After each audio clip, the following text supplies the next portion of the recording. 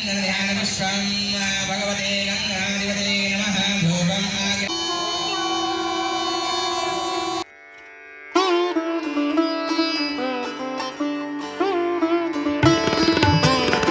সবাই জানি যে হরিদ্বার বা বেনারসে গঙ্গা আরতি কতটা জনপ্রিয়, আর তাই হয়তো আমাদের কোথাও একটা সবার সুপ্ত বাসনা আছে যে যদি একবার এটা নিজের চোখে দর্শন করতে পারি।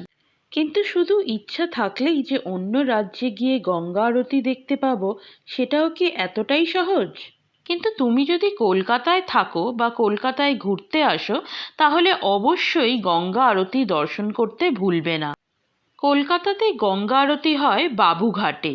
আজকের ভিডিওতে আমি নিয়ে চলে এসেছি গঙ্গা আরতির খুঁটিনাটি ডিটেলস, আর তার সাথে তোমাদেরকে এটাও শেয়ার করব কিভাবে ওখানে বর্ষপূর্তির প্রোগ্রামটা অর্গানাইজ করা হয়েছে আর আমরা ঠিক কতটা মজা করেছি। তাই ভিডিওটা একদম স্কিপ করো না, শেষ অবধি দেখো, তোমরা নিশ্চয়ই আনন্দ পাবে। So welcome back to my channel explore happiness with মন।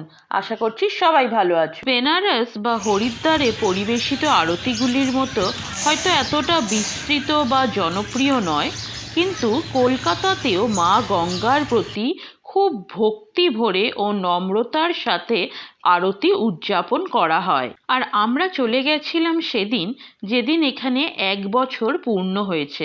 লাস্ট বছর মার্চ মাসে মাননীয় মুখ্যমন্ত্রীর উদ্যোগে এখানে শুরু হয় গঙ্গা আরতি। সূর্য নদী বক্ষে অস্ত যাওয়ার পরেই শুরু হয় মা গঙ্গার সংকল্পের পুজো।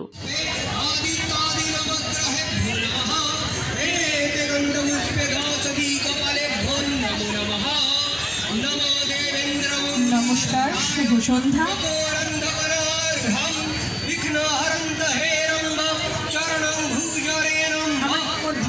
এসে পৌঁছেছে কলকাতা পৌরসভা।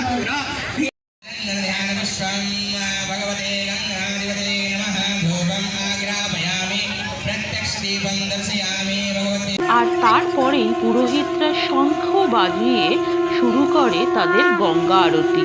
হয়তো বেনারস বা হরিদ্বারের মতো এত জাঁকজমকভাবে হয় না, কিন্তু এখানেও মানুষের ভিড় তোমরা কম দেখতে পাবে না। এখানে হয়তো খুব তাকঝাক করে হয় না, কিন্তু খুব সাধারণ ব্যবস্থাতেও ভক্তি ভরে মা গঙ্গার আরতি করা হয়। এই গঙ্গা আরতিটি সোম থেকে রবিবার প্রত্যেক দিনই হয়, আর শনিবার দিনকে তোমরা পাবে ভোগ। তাহলে আর দেরি না করে চলো সবাই মিলে এনজয় করি গঙ্গা আরতি।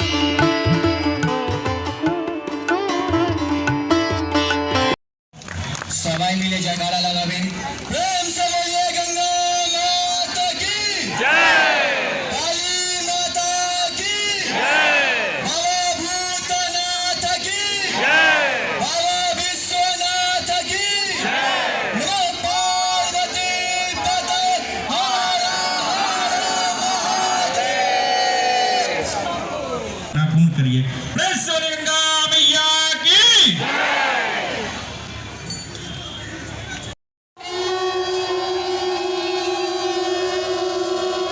যেহেতু 1 বছর কমপ্লিট হয়েছে, তাই সেদিনকে আরতির পরে ছিল একটা কালচারাল প্রোগ্রাম, যেটা আমরা এনজয় করলাম, আর সাথে ছিল ভোগ। ভিডিওটা ভালো লাগলে লাইক, শেয়ার আর কমেন্ট করো। থ্যাংক